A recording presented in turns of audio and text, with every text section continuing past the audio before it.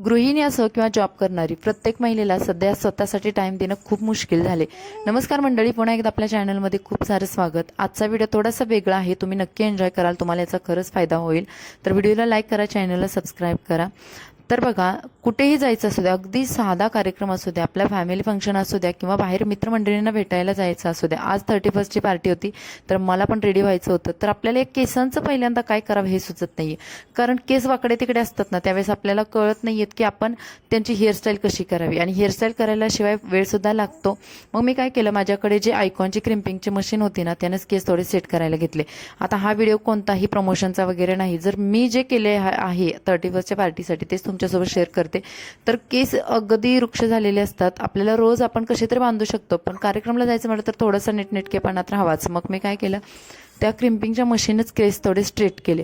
आणि बघा, आता मग मला थोडा कॉन्फिडन्स पण आला की चला, आपण थोडासा जरी साधा मेकअप केला आणि केस व्यवस्थित असतील तर आपण अगदी व्यवस्थित उठून दिसू शकतो। तर त्यानंतर बघा, मी टोनर घेतलं की चेहऱ्यावर अप्लाय केलं। आता थंडीचे दिवस आहेत, मॉइश्चरायझरची क्वांटिटी थोडीशी वाढवून लावली तरी सुद्धा चालेल, तर मी मॉइश्चरायझर लावलं। आता बऱ्याच मैत्रिणींचा प्रॉब्लेम असतो की मेकअप व्यवस्थित बसत नाही किंवा खूप वरती आल्यासारखा दिसतो। जर तुम्ही हे स्किन केअर व्यवस्थित नाही केलं तर तुमचा मेकअप कधीच व्यवस्थित बसणार नाही। तुम्हाला जे टोनर आहे किंवा मॉइश्चरायझर आहे ते व्यवस्थित सेट होऊ देणं खूप गरजेचं आहे। यासाठी आपलं स्वाती स्टाईलचा जो दुसरा चॅनल आहे ना, त्याच्यावरती मी खूप सारे ट्रिक्सचे आणि खूप सारे मेकअप हेअरस्टाईलचे व्हिडिओ टाकत असते, ते तुम्ही एन्जॉय करू शकता। त्यानंतर मी लावलेला आहे प्रायमर सुद्धा, कारण जर ओपन पोर्स काही ठराविक एज नंतर आपल्याला येतात, चेहऱ्यावरती छोटे छोटे खड्डे दिसतात ना, तर त्याच्यामध्ये आपण प्रायमर लावलं ना तर ते खड्डे आपले पुसले जातात आणि पूर्ण आपला मेकअप आहे तो व्यवस्थित सेट होतो। कारण मेकअप कधी कधी केल्यानंतर बघा ते खड्ड्यामध्ये गेल्यासारखा दिसतो, तर असं न होता आपण प्रायमर लावलं तर हा प्रॉब्लेम आपला मिटून जातो। त्यानंतर कोणतंही तुमच्याकडे जे पॅलेट आहे, फाउंडेशन न लावता आपण छान मेकअप करू शकतो। फाउंडेशन हेवी मेकअप होतं, तर तुमच्याकडे कोणतंही पॅलेट असू द्या किंवा तुम्ही BB-CC क्रीम वापरू शकता आणि त्यानुसार तुम्ही तुमचा मेकअप सेट करू शकता। तर मी ते बघा, माझ्याकडे जे पॅलेट होतं करेक्टर, तर त्याच्यामधलंच एक शेड उचलला माझ्या स्किन टोनचा आणि तो लावला ब्रशने, छान प्रकारे अप्लाय केला। जर तुमचा मेकअप व्यवस्थित बसत नसेल, वरती आल्यासारखं वाटत असेल, तर तुम्ही ना थोडंसं ब्लेंडर वापरा आणि तो ब्लेंडरने ना तुमचा मेकअप सेट करून घ्या। त्यानंतर पावडरसुद्धा लावायची।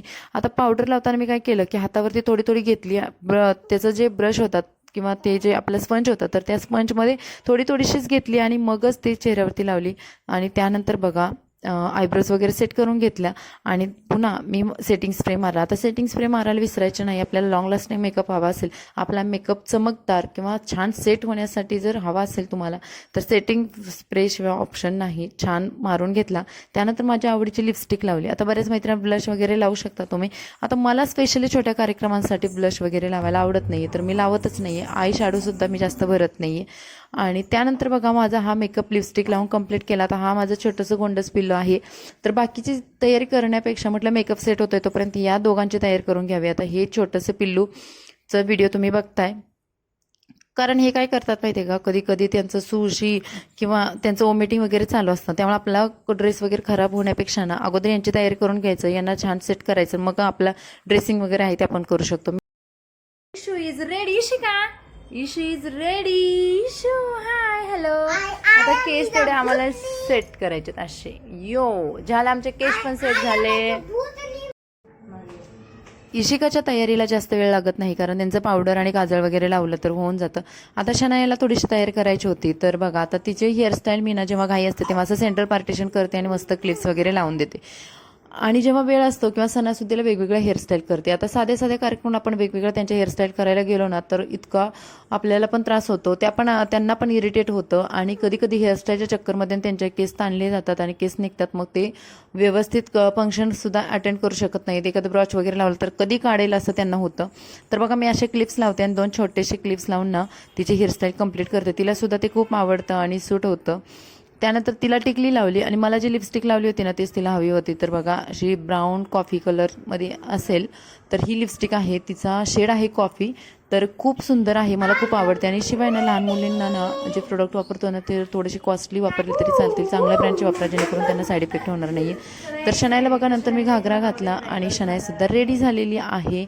तर तिला एकाच हातामध्ये बँगल्स घातल्यात। आमच्या दोघींचे वॉच आहेत ना, तर जे मला ॲनिव्हर्सरीला गिफ्ट केलेलं आहे आणि शनाईस पण वॉच आहे ना, तर ते सापडत नाही आहेत। तर तोपर्यंत शनाईल एकाच हातामध्ये बांगड्या घालून दिल्या. त्यानंतर माझी बारी होती की आता म्हटलं चला या दोघींनी रेडी केले तर आपण आता आपली हेअरस्टाईल वगैरे करूयात. आता केसाचं सेटिंग केल्यामुळे मला जास्त हेअरस्टाईलसाठी वेळ लागलेला नाही आणि केस प्रचंड गळतात. मी सुद्धा तुम्हाला व्हिडिओमध्ये दाखवलं बघा. तर समोरून असं ना थोडंसं समोरचे दोन्ही आयब्रो पॉईंटवरचे केस घेतले आणि मागे बांधून दिले जस्ट. तर माझी हेअरस्टाईल इथे कंप्लीट झालेली आहे. जेव्हा घाई असते ना तेव्हा अशा टाईपच्या हेअरस्टाईल आपल्याला इतक्या मदत करतात ना आणि शिवाय ते दिसतात सुद्धा छान, ट्रेंडिंग आहेत आणि आता सध्या अशा टाईपच्याच हेअरस्टाईल केल्या जातात. त्यानंतर या ड्रेसवरती बघा मी मॅचिंग इयरिंगसुद्धा घातले, वॉचसुद्धा घातलं जे की पर्पलची त्याला डाईन आहे ना ते लावलेलं आहे. आता बघा नेलपेंट माझ्या लक्षात आलं की नेलपेंट पण लावून घेऊयात. तर पर्पल कलरचेच मी नेलपेंटचा सेटसुद्धा चॉईस केलेला आहे. डार्क ड्रेस, थोडीशी लिपस्टिक मिडियम डार्क आणि त्यानंतर नेलपेंट आहे ते सुद्धा डार्क. मंगळसूत्र घातलं जे की डायमंडचं होतं, ड्रेसवरती सूट होईल असं आणि छान परफ्यूम वगैरे मारला. आम्ही तिघी रेडी झालेलो आहोत आणि पप्पांची वाट बघतो. बिल्डिंगच्या खाली असे खूप सारे डान्सचे प्रोग्राम वगैरे चालू होतो त्यामुळे डीजे वाजत होता आणि आम्ही दोघी तिघी मस्त घरामध्ये डान्स करत होतो. फायनली तिचे पप्पा आले आणि आता आम्ही जायला रेडी आहोत. तर कसा वाटला ब्लॉग कमेंट्समध्ये सांगा. भेटून नवीन व्हिडिओमध्ये. Bye bye.